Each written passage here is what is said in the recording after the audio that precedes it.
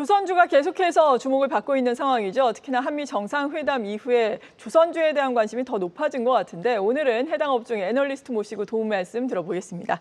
오늘 이 시간 NH투자증권의 정현승 연구위원 모셨습니다. 어서 오세요. 안녕하세요. 네, 저희가 먼저 조선주에 대해서 질문을 드렸는데요. 화면으로 정리를 하고 이 시간 이어가겠습니다. 조선주의 강점으로는 LNG선 중심의 친환경 선박 기술력이 독보적이다라고 꼽아주셨네요. 글로벌 선주사 대상 높은 신뢰도를 확보하고 있다는 점도 긍정적이고요. 다만 중국 대비해서는 가격 경쟁력이 여류에 있고 노동력 한계로 인해서 외형 확장에 제약이 있다는 점을 약점으로 꼽아주셨습니다. 기회 요인으로는 LNG 개발 확대에 따른 LNG선 플랜트 수요의 증가 그리고 우수한 기술력을 기반으로 한 특수선 수출 기회의 확대를 꼽아주셨고요. 위협 요인으로는 역시나 중국입니다. 중국의 설비 확충에 따른 공급 과잉, 가격 경쟁 심화, 그리고 기술 격차 축소에 대한 우려를 말씀해 주셨습니다. 일단은 조선업종 같은 경우에는 초대형 수주 사이클에 대한 기대감이 지금 상당히 높은 상황이잖아요. 이 사이클이 언제까지 이어질 거다 지금 이렇게 보고 계신 건가요? 네, 일단 조선주가 우상향 사이클에 있다라고 생각은 하는데요. 네. 개인적으로 사실 슈퍼 사이클이다라는 용어를 선호하지는 않습니다만 그래요? 네, 네. 내년도까지도 수주가 2025년도와 유사할 정도로 매우 양호한 수주 모멘텀이 좀 예상되고 있는 상황입니다. 사실 글로벌 선박 발주량이 2024년 대비 2025년이 절반 수준으로 크게 하락했는데요. 이러한 상황 속에서도 국내 조선사들의 수주는 생각보다 양호했습니다. 2024년도 406억 달러를 수주했고 올해 현재까지 275억 달러를 수주했는데 남은 기간 수주들을 감안하면 예상 수주는 약 389억 달러 정도 수주가 예상되므로 전년 대비 수주 감소폭이 별로 그렇게 크지 않고 시장 대비 매우 선방했습니다. 내년에도 2025년도와 비슷한 정도 수준의 수주를 예상하고 있어서 수주 잔고가 우상향하고 실적이 우상향하는 사이클이 계속될 것으로 보고 있습니다. 네, 특히나 한미 정상회담 이후에 지금 핵 추진 잠수함과 관련한 논의에 시장의 관심이 상당히 컸잖아요. 이 부분에 따라서 뭐 마스카 프로젝트라든지 그리고 우리나라 조선사에 미치는 실질적인 영향은 어떨 것으로 보세요? 네, 사실 특수선이라고 네. 불리는 군함 관련해서는 국내외 지역, 다양한 지역에서 지금 발주 논의들이 있습니다. 그래서 정상회담 이후에 핵 추진 잠수함에 대해서 이슈가 많이 있는데요. 사실 이것보다는 당장은 해외 군함 수출권 또는 국내에서는 차세대 구축함이라고 하는 KDDX 프로젝트의 사업자 선정 이슈가 훨씬 더 중요한 이슈가 될 것으로 보고 있습니다. 수출 관련해서는 캐나다, 또 폴란드 잠수함이라는 대형 프로젝트가 있고요. 이 외에도 태국, 필리핀 관련된 군함 수출 기회가 여전히 존재하고 있습니다. 군함 시장이 국내뿐만 아니라 글로벌 지역에서 신규 발주 문의가 증가하고 있어서 한국 조선사 입장에서는 새로운 기회가 열리고 있다는 게 좀 더 중요하다고 보고 있고요. 2026년에는 좀 더 가시적인 수주 성과를 기대하고 있습니다. 네, 미국뿐만 아니라 다른 나라로의 군함 수출 모멘텀을 우리가 더 중요하게 볼 수 있겠다라고 말씀을 해주셨는데 그럼에도 불구하고 핵 추진 잠수함과 관련해서 조금 더 궁금증을 해소를 해보자면은 트럼프 미국 대통령이 또 이걸 필리조선소에서 지어야 한다 이렇게 얘기를 했잖아요. 그런데 트럼프 대통령이 이렇게 이야기를 한다고 해서 또 핵 추진 잠수정을 바로 할 수 있을지 여부에 대해서도 지금 확실한 건 아니고 이 필리조선소와 관련해서도 여러 가지 이야기가 있다면서요.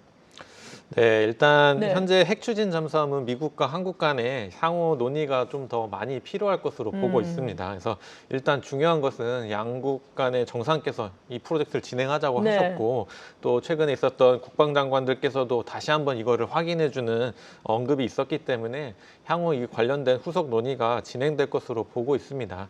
국정감사 기간 동안에 나온 내용을 보면 향후 10년 동안에 최소 한 4기 이상의 핵추진 잠수함 도입을 지금 검토하고 있는데요. 아직 관련해서 불확실성이 많고 진행하는 방법, 또 사업자, 또 어디에서 건조할 것인가 이런 부분에서 여러 가지 변수들이 많이 있습니다. 일단은 한국조선소에서 건조하는 방향성이 좀 더 가장 가능성이 높다라고 생각하고 있고요. 다만 10년의 장기간에 걸쳐서 진행되기 때문에 장기적인 이슈를 보고 접근하시는 게 맞다고 보고 있고, 오히려 이 이슈가 한국의 건조 능력을 업그레이드하고 또 새로운 군함 수요가 열릴 수 있다는 것에 주목해야 된다고 생각합니다. 네. 그리고 일단은 국내 조선사들 물론 지금 수주도 잘 되고 있지만 마스카에 대한 기대감으로 인해서 주가는 많이 올랐잖아요.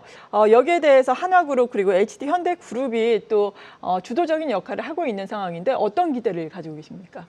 네, 마스카라고 하는 미국 조선업 부흥 프로그램이 이제 한국을 통해서 주도적으로 한국이 참여하게 될 예정인데요. 1,500억 달러 규모의 펀드를 조성해서 투자한다는 방향입니다. 일단 한화그룹과 HD현대그룹 또 삼성중공업까지 참여하겠다라고 이야기를 한 상황인데요. 아무래도 지금 한화그룹과 HD현대그룹이 주도적으로 이제 진행해서 구체화하고 또 실행할 예정입니다. 한화그룹은 필리조선소를 통해서 또 HD현대그룹은 새로운 미국 내 법인을 설립하고 이 사업을 실시할 예정인데요.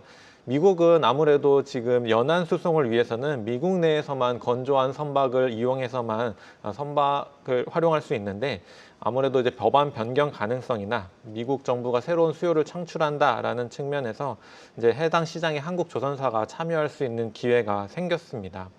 HD현대중공업은 지금 미국의 헌팅턴 인걸스라고 하는 잠수함 또 군함 관련된 기업과 함께 공동으로 차세대 수송함 프로젝트에 공동 입찰할 예정이고요.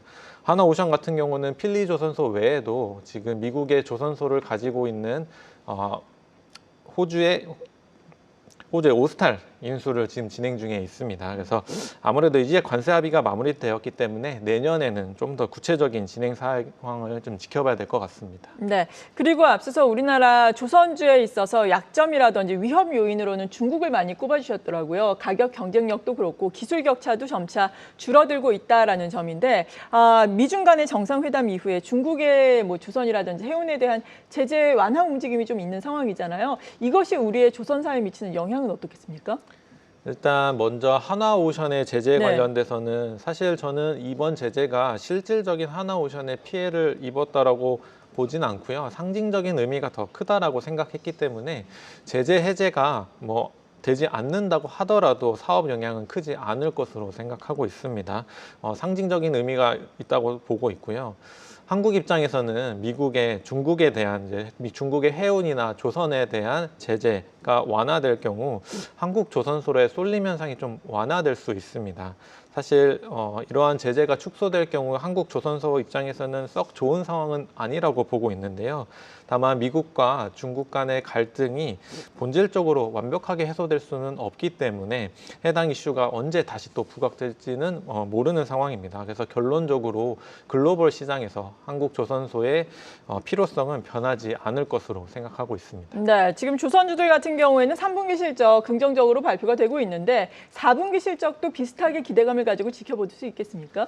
네, 일단 먼저 3분기 실적을 보면서 4분기 실적을 연결해서 봐야 될 것 같은데요. 네. 사실 3분기 실적 같은 경우는 하계 휴가로 인해서 상대적으로 지금 영업일수가 감소하기 때문에 매출액이 감소하고 그런 부분들 때문에 실적 기대감이 높지 않았었는데요. 오히려 지금 3분기 실적을 뚜껑을 열어봤더니 HD현대그룹 중심으로 해서 매출이 오히려 더 상승하는 모습을 보여왔습니다. 그래서 이 부분은 생산하고 있는 선박의 단가가 올라가는 부분도 있지만 생산성이 개선되면서 또 예상보다 매출이 더 크게 작용한 부분도 있습니다. 4분기에도 이러한 흐름은 계속될 것으로 보고 있고요. 4분기도 사실 3분기랑 영업일수가 큰 차이가 나지는 않습니다. 올해 4분기는 또 추석이라고 하는 긴 연휴가 있었기 때문인데요.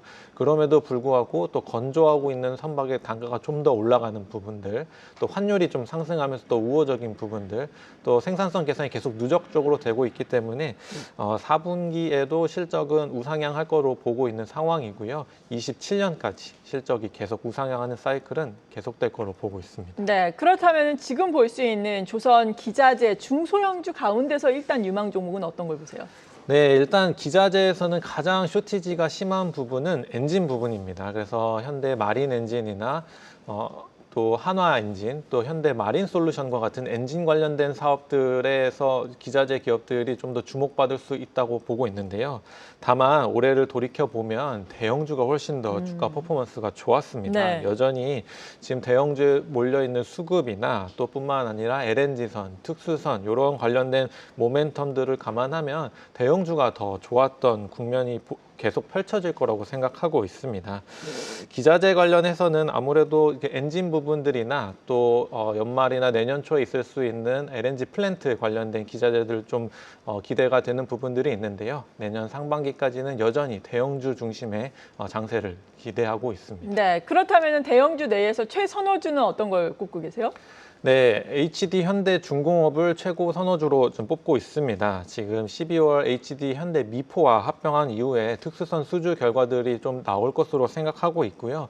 그뿐만 아니라 3분기 때 또 올해 내내 보여줬었던 생산성 개선이 다른 회사들보다 좀 더 앞서서 나타나고 있는 상황입니다. 뿐만 아니라 그룹 내 미국 사업에 대해서도 계속 확대되고 있는 부분들도 있고 해외 야드, 필리핀이나 베트남 같은 신규 야드 확장들 이슈도 많이 있습니다. 또 글로벌 1위 중에 하나인 엔진 사업부의 수익성도 예상보다 훨씬 더 높은 상황인데요.